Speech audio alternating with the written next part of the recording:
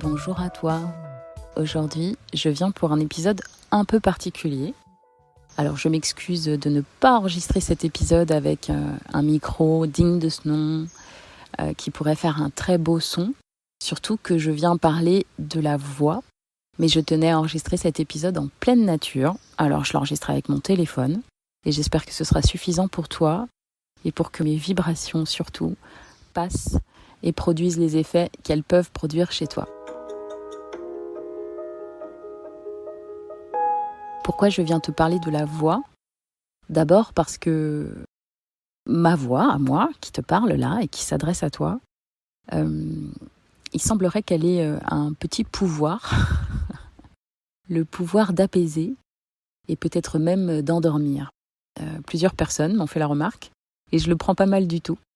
Je préfère qu'on m'écoute 2 ou 3 fois et quitte à ce qu'à la fin le message passe, si on a réussi à pas s'endormir.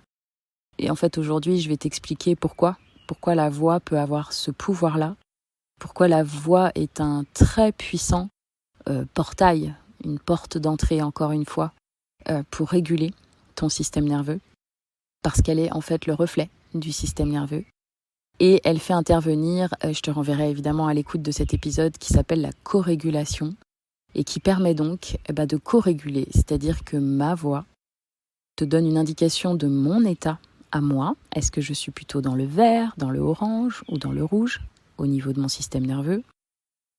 Et ça permet de t'emmener, vu que a priori je t'envoie des signaux de sécurité, donc c'est que je suis dans le vert et ça te permet toi aussi d'y aller. Donc on co-régule par la puissance de la voix.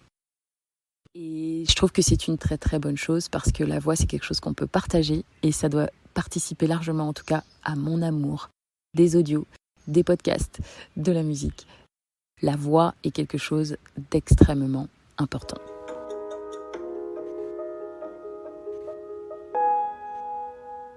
Chaque voix est unique et surtout la voix, comme je le disais, est le reflet de comment on se sent. Et c'est pour ça qu'on y est si sensible. La voix dit beaucoup de nous. Alors, je vais peut-être refaire un tout petit rappel et évidemment, je te renvoie vers les épisodes ou sur les réseaux sociaux ou sur mon site internet pour aller regarder les fameux codes de notre système nerveux, donc code rouge, code orange ou code vert. J'ai des petites vidéos qui te permettent de comprendre assez rapidement. En tout cas, pour reprendre les explications au niveau du nerf vague. Alors, le nerf vague, c'est pas un seul nerf. En fait, c'est une arborescence. C'est vrai que j'utilise souvent l'image des arbres parce que il y a un tronc principal qui sort justement des noyaux au niveau du cerveau, mais qui devient très vite 3 branches principales et qui viennent faire plein de sous-ramifications ensuite. Et donc, il y a différentes zones qui vont représenter le nerf vague, qui, comme son nom l'indique, vagabonde dans notre organisme, donc il est un petit peu partout. Et en tout cas, on va parler aujourd'hui d'une partie de cette branche. Donc, c'est justement cette branche qu'on dit ventrale, donc quand on est dans le code vert. Et où est-ce qu'elle est située, où est-ce qu'elle est localisée, en fait, cette branche ? En vérité, elle connecte au cœur. Donc, c'est le pacemaker de notre cœur. C'est le nerf qui permet de donner le rythme de battement à notre cœur. Donc déjà, il faut avoir l'idée qu'il y a cette branche qui vient innerver et qui va jouer le rôle de pacemaker. Et puis, on va parler donc encore une fois de cette branche ventrale qui vient innerver toute la partie supérieure du cœur jusqu'au visage. Et donc, en passant par la gorge, par l'oreille moyenne et par la face, tout le visage, donc l'expression qu'on va avoir sur notre visage, l'expression de nos émotions, ces petites tensions, crispations, rires, expressions de tout, de la peur comme de la joie, sont dépendantes en fait de ce nerf vague. Et c'est pour ça qu'on parle, dans cette branche du code vert, ventral, on parle de l'engagement social. Donc c'est la branche qui nous permet d'être en interaction sociale et de communiquer nos émotions les uns par rapport aux autres, en passant par autre chose que les mots et que la réflexion. Une fois que tu as ça en tête, je me permets de souligner donc que ça vient aussi innerver les muscles dans notre oreille et donc la façon qu'on va avoir d'entendre, d'être capable d'entendre et d'écouter. La façon qu'on va avoir d'articuler et la façon qu'on va avoir de faire vibrer nos cordes vocales. Donc on peut avoir la voix plus ou moins serrée, la voix plus ou moins haletante. On peut avoir énormément de nuances en fait au niveau de la voix. Et c'est important pour moi que tu te rendes compte aujourd'hui que c'est quelque chose auquel tu te réfères chez les autres, qui te donne une grande indication en fait de comment se sentent les gens autour de toi. Donc évidemment, pour donner des exemples d'émotions qu'on ressent et qu'on palpe au niveau de la voix, il y a déjà quand la voix commence à devenir évidemment tremblotante, quand on est soumis à une émotion qui est pas loin de nous faire pleurer, on peut avoir cet aspect un peu saccadé dans la voix. On peut avoir juste une voix plus aiguë, plus serrée, on peut avoir une voix plus ample, si je peux dire, plus grave, en fonction aussi de notre état émotionnel. Donc ces changements d'intonation, la prosodie, le fait de vocaliser en fait, va mettre en mouvement quelque part, va activer en fait certaines choses. Et c'est important parce que j'aimerais qu'aujourd'hui tu aies à l'esprit que ta voix, comme je te dis, c'est un puissant portail de régulation. Et donc c'est un puissant portail finalement pour vivre et accueillir ces émotions. Pourquoi finalement cette voix va être influencée par le système nerveux? Donc comme je te l'ai dit, le système nerveux autonome innerve la gorge, le larynx, le pharynx, le visage. Et tous les muscles qui interviennent dans la respiration vont évidemment avoir une influence sur la capacité des poumons, la quantité d'air qui rentre, qui sort, et donc influencer finalement notre voix. Et je t'invite à prendre conscience en fait du nombre de muscles au niveau de ta cage thoracique qui interviennent dans la respiration. Quand tu respires, il y a certes le diaphragme qui est un peu la star qu'on connaît quand on pense à un muscle de la respiration, parce qu'évidemment c'est le muscle principal, mais il y a plein de petits muscles, les muscles intercostaux, c'est-à-dire qu'entre chaque côte, tu as des muscles qui viennent relier les côtes entre elles, devant, sur les côtés, derrière, et toute cette chaîne musculaire intervient et joue un rôle. Donc, ces muscles vont influencer la façon que tu vas avoir d'utiliser ta voix.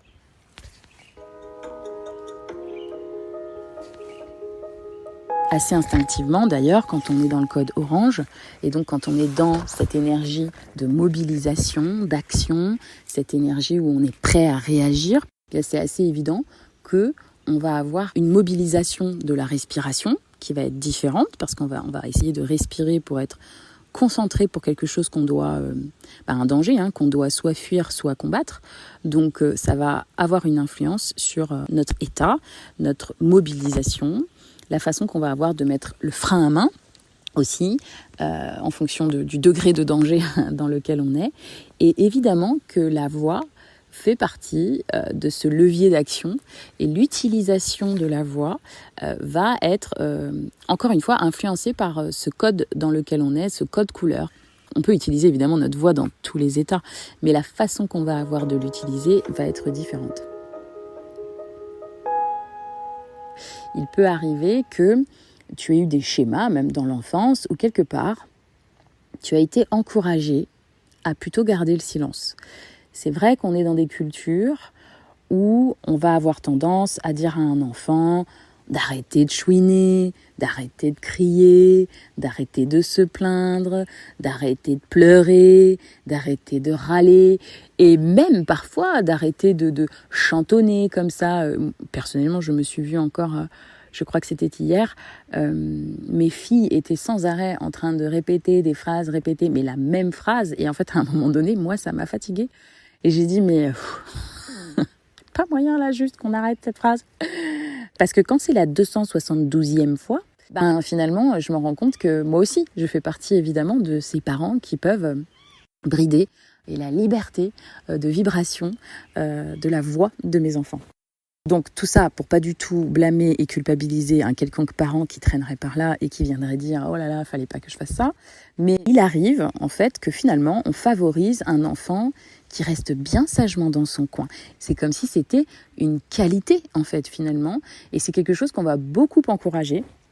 Et donc c'est juste quelque chose sur lequel j'attire l'attention, c'est pas pour pointer du doigt encore une fois, mais juste dire que la façon qu'on va avoir d'utiliser notre voix et la façon dont l'adulte, qui est notre première figure d'attachement, va encourager ou va plutôt silencier, si je peux dire, eh bien, ça va avoir une influence finalement sur les schémas qu'on va avoir intégrés, qu'on va avoir pris sans avoir questionné d'ailleurs, qui sont là en nous et qui conditionnent en fait aujourd'hui aussi sans doute la façon qu'on a d'utiliser notre voix. Et finalement, ces conditionnements, ces façons qu'on a eues d'être élevés, qui sont ce qu'elles sont, et encore une fois, il ne s'agit pas de dire que c'est mal et qu'il fallait surtout pas faire ça ou qu'il ne faut plus faire ça avec nos enfants, c'est juste prendre conscience déjà avec cet épisode. Eh bien, ça va avoir en fait tout simplement un impact sur notre propre relation avec notre voix.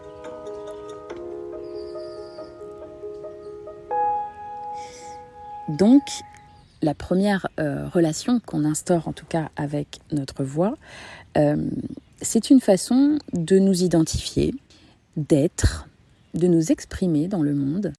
Et c'est sans doute quelque chose qui participe en tout cas avec cette espèce de quelque chose sort de nous, ça résonne dans le monde et on voit ce qui nous revient, comme un écho finalement. C'est bien, avec la voix, on peut avoir cette image de l'écho. On balance notre voix et puis on tend l'oreille et on voit un petit peu qu'est-ce qui se passe quand on use de la voix. Alors on fait plein de variations de voix, on chante, des fois on crie, des fois on marmonne, des fois on murmure. On utilise notre voix et on voit qu'est-ce que ça fait dans le monde. Et ça va participer de notre relation, en fait, en vérité, au monde de manière générale. Et ensuite, évidemment, la façon dont les gens vont réagir à notre voix va conditionner, comme un miroir qu'ils vont placer devant nous, ça va conditionner la manière qu'on va avoir nous-mêmes de nous percevoir. Et donc la manière qu'on va avoir d'utiliser notre voix.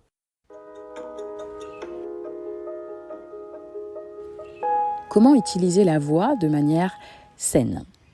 Eh bien, en fait, la voix est un puissant, comme je disais, portail de régulation de ton système nerveux. En général, on peut avoir une très mauvaise relation à la colère, à la peur, à la culpabilité et à la tristesse. Ce sont des émotions en fait qu'on n'aime pas ressentir et on aurait tendance à les fuir, à ne pas vouloir les avoir, à éviter de se sentir dans cet état-là. Alors que ces émotions, encore une fois, colère, peur, culpabilité ou tristesse, sont des émotions. C'est une énergie en mouvement. Donc, on a besoin de bouger ces énergies. On a besoin de les mettre en mouvement. Et donc, la voix peut être une vibration qui permet à cette énergie à l'intérieur de nous de se prolonger par cette vibration qui sort de nous. Et donc, la voix, ça peut être un très bon allié pour exprimer ces émotions-là, notamment. Mais le souci, c'est que personne ne nous dit vraiment qu'est-ce que c'est notre voix, comment l'utiliser, pourquoi elle est là, comment on peut utiliser sainement, en fait, cette voix. Donc, quand je parle aujourd'hui d'utiliser sa voix comme un outil pour se réguler soi-même, je ne parle pas de commencer à chantonner et à faire du karaoké. Il n'y aura pas que ça, en tout cas. Fais du karaoké si ça te plaît, surtout, ne te bride pas. Mais ici, je parle pas spécialement de chanter. En fait, il y a des études extrêmement intéressantes qui montrent que une expérience de musique vécue par notre cerveau, et quand je parle d'expérience musicale, je parle de musique de manière très générale. C'est-à-dire que sifflement, peut-être que tu entends que je suis dans la nature et qu'il y a des oiseaux autour de moi. C'est une expérience de musique. Taper un rythme, c'est une expérience de musique. Donc c'est vraiment au sens très très large. Et quand on regarde les études qui montrent un petit peu l'impact sur le cerveau, je te renvoie évidemment à toutes les études et tous les gens qui se penchent sur la musicothérapie. Ça continue de toute façon scientifiquement de bouger, on continue de tenter de comprendre ce qui se passe, ce qui se joue. Et quoi qu'il arrive, la musique, je te renvoie aussi à l'épisode 35 où je te parlais de musique et où, sans en détailler les vertus d'un point de vue physiologique, de manière certaine, vont avoir un rôle et jouer un rôle bienfaiteur, si je peux dire, dans la vie. Je ne suis pas là aujourd'hui pour te faire la preuve, je te renvoie de toute façon à ce que tu sens et ce que tu sais intuitivement. La musique a un rôle d'apaisement, en fait, en vérité, est très en lien avec notre cerveau limbique. Donc, quand on a une expérience de musique au niveau du cerveau, déjà, il y a énormément d'aires du cerveau qui sont mobilisées. C'est une des expériences les plus riches qui soit pour notre cerveau d'un point de vue activité neuronale. Il y a beaucoup d'aires du cerveau qui vont être activées. Quand on a une expérience de mélodie, donc selon un certain rythme, une certaine hauteur, et qui va se répéter. Cette mélodie va avoir un rôle direct sur l'activation de la partie du cerveau liée aux émotions qu'on appelle le cerveau limbique. Donc, l'expérience musicale a une influence active et joue un rôle sur notre cerveau. Et quand je te dis d'utiliser ta voix comme un portail de régulation pour moduler ton état, pour passer d'un état en code rouge ou un état en code orange dans le mouvement ou pour repasser dans le vert, c'est parce que, en fait, c'est un moyen justement de bouger, de fluctuer. Encore une fois, on a besoin de réguler notre système nerveux, on a besoin de changer de code de couleur, on a besoin d'avoir un système nerveux qui est capable d'être dans tous ces états, dans les états orange, rouge et vert, mais on veut surtout un système nerveux qui est capable de revenir, de bouger d'un état à l'autre. On veut qu'un état s'active, mais on veut être capable d'en ressortir. C'est ça la logique. Et donc, la voix va permettre cette flexibilité et cette résilience de notre système nerveux. Alors, quand je te parle d'utiliser ta voix de manière saine, donc, évidemment, il ne s'agit pas nécessairement de chanter, il ne s'agit pas nécessairement de devenir une star et d'aller passer des concours de chant. C'est pas de ça qu'il s'agit. Ici, c'est vraiment juste laisser les vibrations de ta voix là où elles se posent naturellement.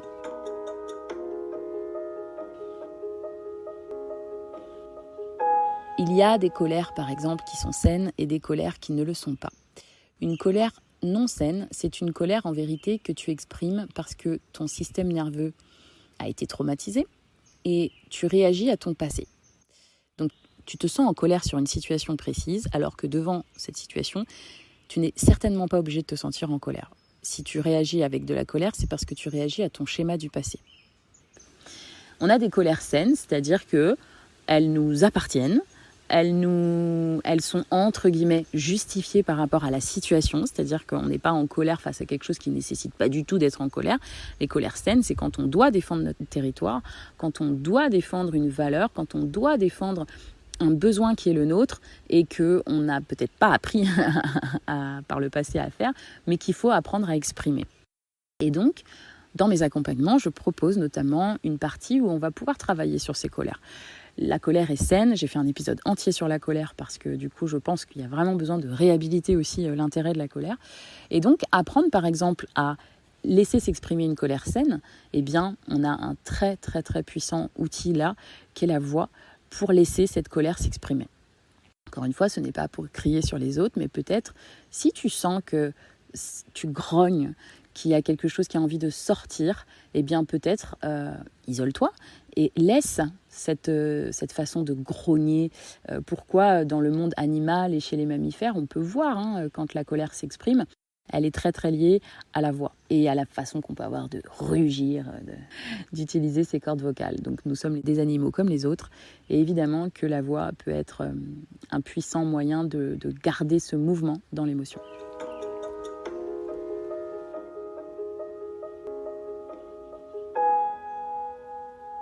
Et voilà, c'est tout pour cette semaine. Je te laisse avec cette première partie. J'espère que tu auras donc eu tout un tas d'éclairages et de compréhension sur le lien entre la voix, nos émotions, notre système nerveux, à quel point les vocalises et le fait d'utiliser nos cordes vocales peut être tout à fait utile et bienvenu dans la gestion de notre vie émotionnelle. Et j'espère donc que ça aura aiguisé ta curiosité pour écouter la suite dès la semaine prochaine.